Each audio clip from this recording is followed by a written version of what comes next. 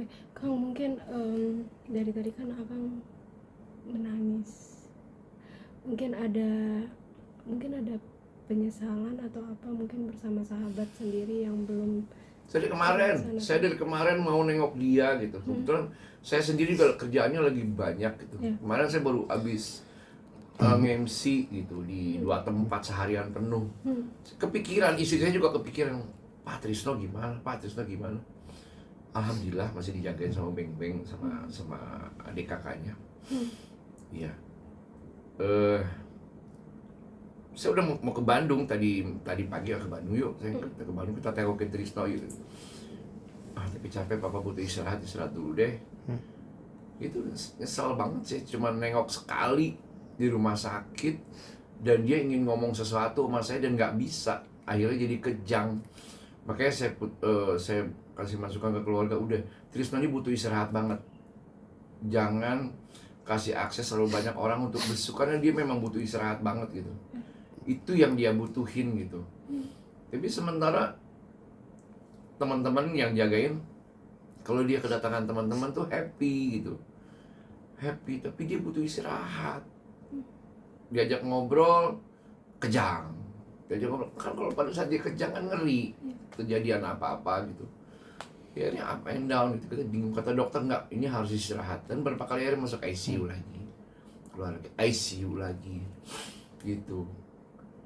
Ya 2 hari yang lalu Beng-Beng bilang, guys, Trisno kritis di ICU dan sudah nggak bisa merespon. Allahu Akbar sih. Udah, saya terus tanya, Beng gimana kondisi? Beng gimana kondisi? Beng gimana kondisi? Alhamdulillah, karena dia ada operasi kedua. Ternyata ada jahitan yang terbuka. Di operasi ulang dia jahit lagi. Gitu, maksudnya nggak ngerespon gitu. Udah akhirnya saya cek terus, Beng gimana gitu. Membaik, alhamdulillah, saturasinya naik dari 80 naik. Alhamdulillah sih, mudah-mudahan naik terus, mudah-mudahan membaik. Ya akhirnya sehari kemudian Allah panggil. Mungkin untuk pemakaman sendiri Kita mau makaminnya besok insya Allah. Tadi dapat informasi cuma masih simpang siur. Rumah dukanya di rumah keluarga di Laswi, Jalan BKR gitu ya. Sebelah ya di rumah Beng-Beng yang lama. Terus besok akan dimakamkan pagi, tapi saya belum tahu di makam mana, apakah sama dengan lokasinya dengan makam istrinya Beng-Beng, kita nggak tahu gitu. Kang, terakhir dari saya, dari ribuan panggung pas band bersama Kang Trisno, mungkin ada hal yang nggak pernah dilupain nggak sih Kang sampai sekarang? Bro itu orang yang jujur banget. Dia kalau suka banget dengan panggung itu, dia akan tos sama saya. Ingat banget siap kali panggung. Tapi kalau misalnya saya lagi mainnya lagi nggak bener, dia bilang,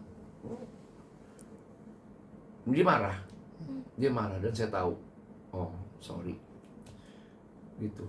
Dan ya apa ya, panggung yang paling berkesan apa ya, dia tuh orangnya sebenarnya lebih apa ya, rock and roll tapi semi introvert kali ya. Dia kalau di tour ngumpul sama kru gitu, ngerokok. Panggung berapa kali juga saya main ke Jepang juga, manggung di Jepang sama Trisno. Ya banyak sih kenangan indah sama Trisno emang. Apalagi kan saya kalau drummer kan sama basis ya, kawin gitu. Saya kalau manggung tuh, pada saat saya main enak, dia tuh selalu senyum ke saya gitu.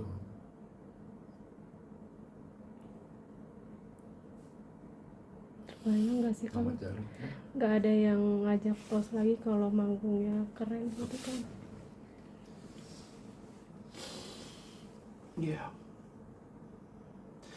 Wah, udah ribuan panggung. Saya sama Trisno dari tahun 2000 saya masuk pas band, manggung sama dia kita sama-sama, kita kan pas band tuh kan kalau soundcheck selalu personil yang main, kita nggak serahin ke kru, jadi banyak itu kisah berebut gorengan. Wah, dia kan anak mall banget.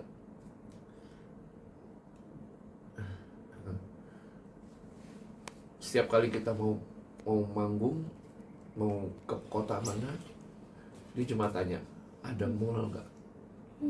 Kalau nggak ada mall, ada minimarket nggak? Karena buat itu nafas, buat dia oksigen, buat dia. Dia cuma sekedar beli apa gitu, dia udah happy banget. Nggak akan ada lagi orang yang nanyain mall, nggak akan ada lagi yang nanyain minimarket kalau mau manggung. Kang, terakhir dari Wiwin, Kang, mungkin setelah kepergian beliau nih, sebenarnya ada nggak sih karya-karya yang emang nantinya akan dikeluarkan oleh Pas Ben? Tapi ya beliau pergi gitu kan. Kita punya banking banyak sebenarnya, banyak banget sebenarnya ada di harddisk kita juga. Kita kan kalau bikin tuh cuma sekedar bikin riff-riffnya doang, banking.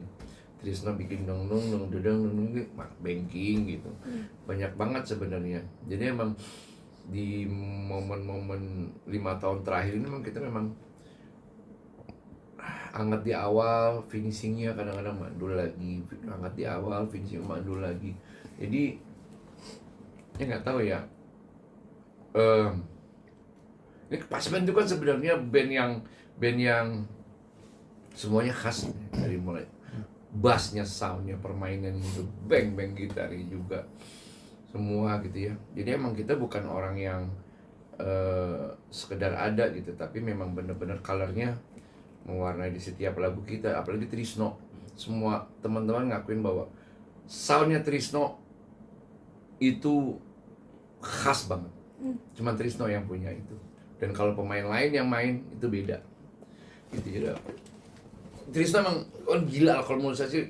Salah satu yang bikin saya masuk Pas Ben adalah karena dia orang gila banget dalam kreativitas, yang kalau masuk studio itu cuman kita pikir dia kayak nggak siap, tapi oh jadi ya, oh ini orang menggila sih sebenarnya, keren gitu. Salah satu yang bikin saya masuk Pas Ben ya dia. Dan di tasnya dia selalu ada sejadah. Itu yang bikin saya juga, oh ini band rock tapi nggak jauh dari sholat.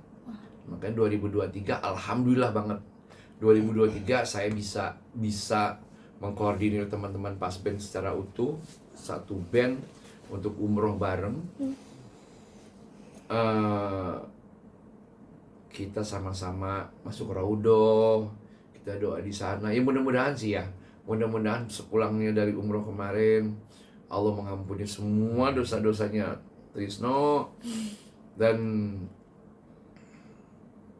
menempatkan almarhum di sisinya di tempat terindah. Amin. Amin. Amin. Amin.